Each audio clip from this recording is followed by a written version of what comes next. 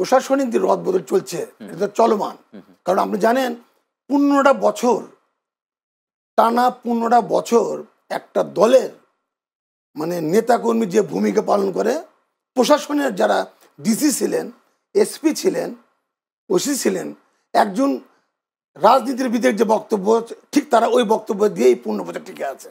ওসবকে যদি ওইসব চেয়ার থেকে না সরানো হয় তাহলে ভোট তো সুন্দর ভোট হবে না। এই লক্ষ্যে ভোট যেন সুন্দরভাবে হয় এবং নিরপেক্ষ ভোট হয়, এই লক্ষ্যে সরকার চেষ্টা করে যাচ্ছেন। যেখানে রদবদল করার প্রয়োজন বোধ মনে করছেন সেখানে করছেন। আর বিশেষ করে আপনি জানেন বাংলাদেশের যে 3 বাহিনীর প্রধান আছেন এবং পুলিশ, আনসার, বিডিএ যারা আছেন তারা বিভিন্নভাবে বিভিন্ন সময় প্রধান উপদেষ্টার সাথে দেখা করেছেন এবং তারা বারবার বলছেন সরকারকে সর্বোচ্চ সহযোগিতা করবে সুন্দর এবং নিরপেক্ষ ভোট যেটা বাংলাদেশে হয়। বিধায় এখানে মানে বাধাগ্রস্ত বা অন্যদিকে যাওয়ার কোনো প্রশ্নই আমি দেখছি না। এটা আপনারা যাদেরকে এবার প্রতীকে প্রত্যেকটা দলের হচ্ছে তাদের প্রতীক আছে সেইভাবে তারা নির্বাচন করবে আর কি। এর আগে যখন যারা জোট বেঁধেছে তখন হচ্ছে জোটের অধীনে বা তাদের মার্কা নিয়ে নির্বাচন করা হতো। এতে হচ্ছে যারা ছোট দল তাদের যে প্রতীক রয়েছে সেই প্রতীকই তারা নির্বাচন করবে। এক্ষেত্রে কি ভোটের রাজনীতিতে হচ্ছে যে এই বিষয়টিকে কিভাবে দেখছেন আপনি, যে আসলে ধানের শীষ ছাড়া অন্য কোনো মানে প্রতীকে কি মানুষ ভোট দিতে কতটা অভ্যস্ত, বিশেষ করে বাংলাদেশের পরিপ্রেক্ষিতে হবে আপনি মনে করছেন? আসলে নির্বাচন কেমনে কি মার্কা কিভাবে হবে এটা পুরোপুরি নির্ভর করে নির্বাচন কমিশনের উপরে। আচ্ছা, নির্বাচন কমিশনার যে তফসিল দিবে, যে নিয়ম কানুন দিবে, ওই নিয়ম কানুন মেনেই তো চলতে হবে সব দলকে। আচ্ছা। আর ধানের শীষ বাংলাদেশের একটা সবচেয়ে বড় রাজনৈতিক দলের মার্কা ধানের শীষ। ধানের শীষে যারা দাঁড়াবেন বাংলাদেশের জনগণ অতি আনন্দে উৎসাহে চোখ বন্ধ করে ধানের শীষে ভোট দিবেন, এটা আমরা মনে করি, আমরা বিশ্বাস করি।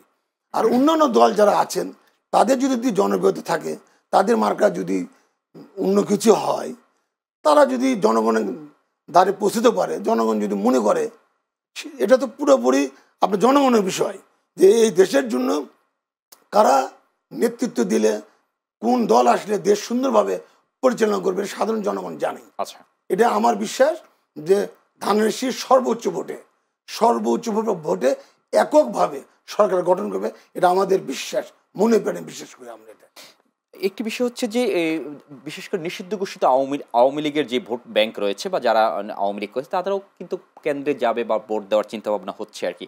সেক্ষেত্রে বিএনপির সাথে আওয়ামী লীগের একটা দূরত্ব বেড়েছে বা তারা জামাতকে দিতে পারে বা এইরকম অনেক কথা হচ্ছে যে কে কোথায় ভোট দেবে, সেই ভোটগুলো কোথায় যাবে।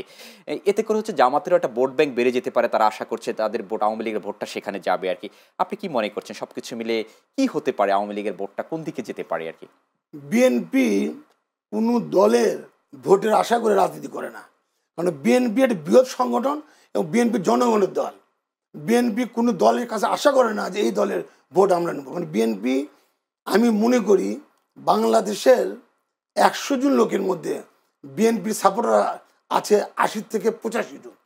তাহলে বিএনপি অন্য দলের উপর বিগত দিনও আশা করেনি, আগামী দিনও আশা করে না। তারপর আপনি যেটা বললেন যে অন্যান্য দল যে তাদের যে ভোট ব্যাঙ্কগুলো আছে, আর যে বললেন যে নিষিদ্ধ সংগঠন আওয়ামী লীগের যে ভোট আছে, যে কথাটা আপনি আমাকে প্রশ্ন করেছেন, আমি মনে করি আওয়ামী লীগের ভোট এই মুহূর্তে শুধু কিছু দলের মুখে শোনা যাচ্ছে, বাস্তবে আওয়ামী লীগের ভোট বাংলাদেশে আর নেই।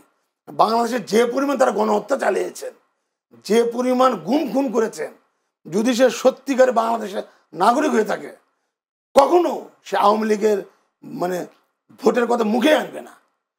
এদের কিছু নাম, কিছু ভোটের কথা অন্যান্য দল আসতেছে, এটা শুধু মুখে মুখে, বাস্তবে আওয়ামী লীগের কোনো ভোট আমি মনে করি বাংলাদেশে এখন নাই। জন্ম থেকে বা হচ্ছে যে সেই সময় থেকে যারা রাজনীতি করছে বা আওয়ামী লীগের ছিল তাদের ভোটটা তো অন্তত রয়েছে আর কি। একেবারে যে নেই সেটা তো আমরা বলতে পারি না যে একেবারে যে নেই সেটা। এইটি একটি বিষয়। আরেকটি বিষয় হচ্ছে যে আমরা দেখেছি যে নির্বাচন আসলেই হচ্ছে যে আপনারা প্রত্যেকটা দল থেকে বিভিন্ন ধরনের প্রতিশ্রুতি দেওয়া হয় যে যে দেশকে এই পর্যায়ে নিয়ে যাবে, হ্যাঁ ডিজিটাল করা হবে। এর আগে আওয়ামী লীগের একটি প্রতিশ্রুতি ছিল, আপনাদের হচ্ছে যে দেশকে উন্নত সমৃদ্ধ বাংলাদেশে পরিণত করা এবং বেকার যুবকদেরকে আপনারা কর্মসংস্থান করবেন এবং হচ্ছে যাদের যেই ফ্যাক্টরিগুলো হচ্ছে গত এই 14 মাসে বন্ধ হয়ে গিয়েছে সেগুলোকে আপনারা হচ্ছে যে কিভাবে চালু করা যেতে পারে সেগুলো নিয়ে কাজ করবেন। কি মনে করছেন যে আসলে দেশের যে আপনি তলাবিহীন ঝুড়ির কথা বলছেন সেখান থেকে দেশকে একটা পর্যায়ে নিয়ে যাওয়া সম্ভব কিনা? বিএনপি বিগত দিনে তিনবারের সফলভাবে দেশ পরিচালনা করেছেন। এতে অভিজ্ঞতা রয়েছে আপনি মনে এতে করছেন? বিএনপি পূর্ব অভিজ্ঞতা থেকে বলছি, বিএনপি যেহেতু সঠিক এবং সুন্দরভাবে সফলভাবে রাষ্ট্র পরিচালনা করেছেন, আল্লাহ পাকের রহমতে, জনগণের দোয়ায়, আল্লাহ পাকের রহমতে, জনগণের ভালোবাসায় বিএনপি যে সরকার গঠন করে, আপনি জানেন 1 কোটি যুবককে কর্মসংস্থান দিবে এবং আমাদের প্রিয় নেতা জনাব তারেক রহমান একটা কার্ড দিবে, আপনি জানেন যে দরিদ্র কার্ড দিবে এবং যে কার্ড দিয়ে তারা তাদের সুবিধা কি সুবিধা তারা পাবে সেটাও আপনি জানেন যে বলা আছে। এই ধরনের তলাবিহীন ঝুড়ি থেকে বিএনপি যতবার এসেছেন ওই তলাবিহীন ঝুড়ি থেকেই কিন্তু বিএনপি রাষ্ট্র সরকার গঠন করে দেশ সুন্দরভাবে পরিচালনা করেছেন বিগত দিনও। এবারও আমরা আশা করি, বিশ্বাস করি আল্লাহ পাকের রহমতে বিএনপি ক্ষমতায় আসলে বিএনপি কোন সেক্টরে কোন জায়গায় কীভাবে ডেভেলপ করলে খুব তাড়াতাড়ি বাংলাদেশকে উন্নতশালী দেশ হিসেবে গড়ে তুলবে, বিশ্বের দরবারে দাঁড় করবে, এটা বিএনপি যারা নেতৃত্বে আছেন, বিএনপি যারা নীতি নির্ধারক আছেন, বিশেষ করে জনাব তারেক রহমান আছেন, ওনারা জানে যে অল্প সময়ে বাংলাদেশকে কীভাবে ডেভেলপ করা যায়।